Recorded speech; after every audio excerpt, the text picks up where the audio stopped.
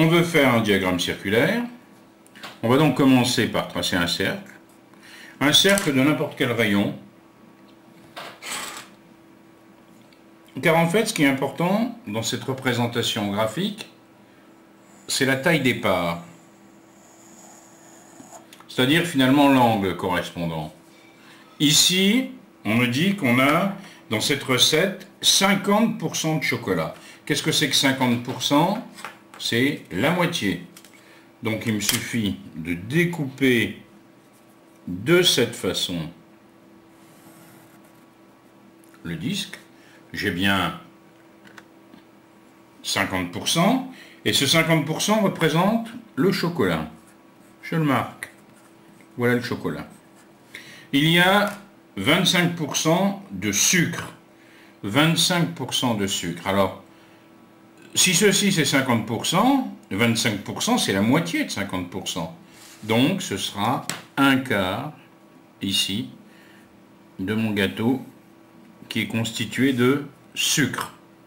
Le voici le sucre. Et le reste est constitué de 20 g de biscuit. Le reste c'est 20 g de biscuit. C'est donc du biscuit. Voilà le diagramme circulaire correspondant à la situation. Donc finalement, 25% du gâteau est constitué de biscuits. Or, on vient de me dire qu'il y avait 20 g de biscuits.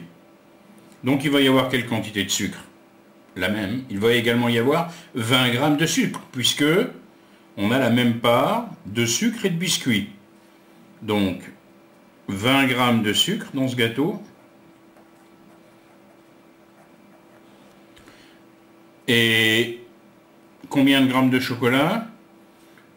Si on a 20 g de sucre, on a 2 fois plus de chocolat, on aura donc 40 g de chocolat.